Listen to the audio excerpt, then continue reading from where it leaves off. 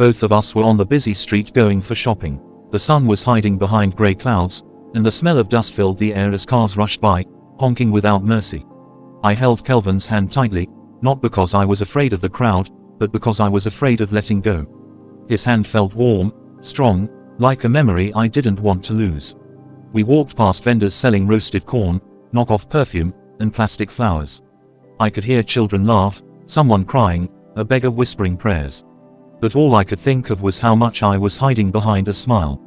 Kelvin didn't know everything, no one really did, because I am the principal's daughter, and I know everyone's secrets. When you're the daughter of the man who runs the school, people forget that you're a person too.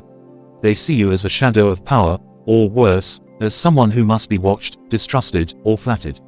But what they don't understand is that I never wanted to know what I know. The truth came to me like letters slipping under doors. Sometimes I overheard it through my father's late-night calls. Sometimes it came from teachers who thought I couldn't understand. Sometimes it came from classmates who trusted me too much, or not at all. I never asked for their secrets, but they poured in like rain. Kelvin was different. He was the only boy who never cared about who my father was. He didn't try to befriend me because of it. In fact, he avoided me the first year we met. He thought I was cold, proud, distant. I thought he was reckless, wild, and always in trouble. We were both right, but sometimes, broken souls recognize each other, even in silence. We became friends in the strangest way, during a punishment. He had been caught drawing on the walls of the school toilet. There is more to pain than blood. It wasn't the first time. My father wanted to expel him, but something made him pause. I was the reason. I want you to clean the school grounds with her, my father said. Angela will supervise you. Maybe you'll learn something. Kelvin looked at me like I was a burden. I looked at him like he was a storm. But in that quiet Saturday, while we picked wrappers and dried leaves under the mango tree, something shifted. He told me his story, not all of it, but just enough. A drunk father, a mother who left, a younger sister he cared for like a daughter, and in return, I told him nothing. I never told him that I knew his father once hit a teacher with a belt. I never told him that the letter his sister wrote for a scholarship had spelling mistakes, and someone secretly corrected it before submitting. I never told him that my father only let him stay because he saw himself in him, angry, wild, yet yearning for hope. It was hard carrying other people's truths. There was Loveth, the bright girl who always smiled but wore long sleeves even in heat, hiding bruises from a stepmother. There was David, the top student, who stole money from the staff room drawer because his mother was dying and needed medicine. There was Ifeoma, who gave her body to an older man just to buy her jam form. I knew it all, and I couldn't tell anyone, because sometimes, secrets are heavier than stones, and sometimes, speaking them breaks more than it heals. As Kelvin and I stood in front of a shop that sold fake designer bags, I noticed he wasn't smiling. You're quiet, I said softly. I've been thinking, he replied. About what? He didn't answer immediately. His eyes watched people passing by, a woman holding her baby, two lovers laughing, a boy dragging a wheelbarrow.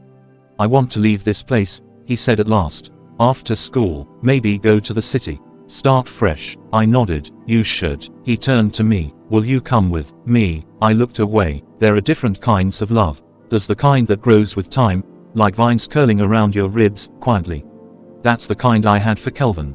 Gentle, deep, wordless. But love is not always enough. Love demands sacrifice, and sometimes, that sacrifice is walking away when you want to stay. I can't, I whispered. Why not? He asked. Because I had my own secret. My mother was sick, not the kind of sick that you can see, but the kind that steals memory. Alzheimer's. She once forgot my name for a whole day. My father, the mighty principal, cried like a child that night. But no one saw it, except me. I couldn't leave them, not yet. Kelvin was silent. Then he said something I didn't expect.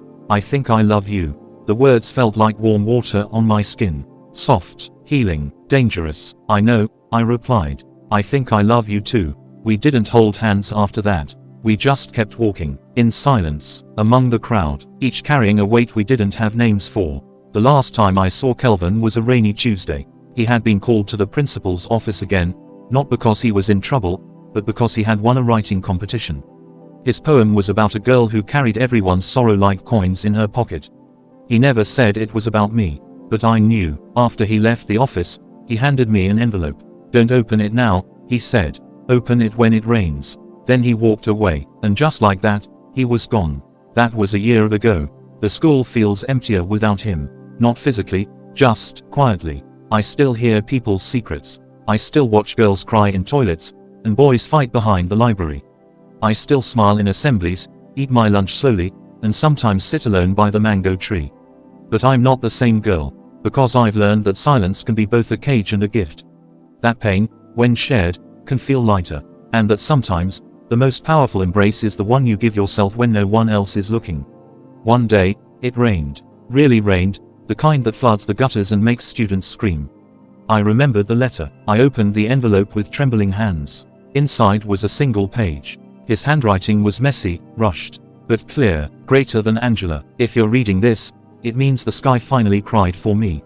Maybe that's enough now. I don't know if I'll come back. I don't even know if I'll become the man you believe I could be. But I wanted you to know something. You saved me. Not by fixing me, not by loving me, but by simply seeing me. You, the girl who knows everyone's secrets. I hope someone learns yours someday. And I hope they stay. Thank you, Kelvin. I cried for a long time. Not because he was gone, but because someone finally said it, that I deserved to be seen. All this time, I thought my duty was to carry others. To hide their truths, to be strong, but I was just a girl. Just Angela, and even daughters of principals deserve to be held. Now, I still listen to secrets, but I no longer carry them alone. Sometimes, I write them into poems and burn the paper after. Sometimes, I whisper them to the mango tree. And sometimes, when it rains, I imagine Kelvin walking through the mist, a bag on his shoulder, a new name in a new city. I imagine him smiling. I imagine him free, a reflection of love, sacrifice, pain, and the power of embrace. Love is not always loud. Sometimes it is found in quiet walks, soft words, and letters never sent.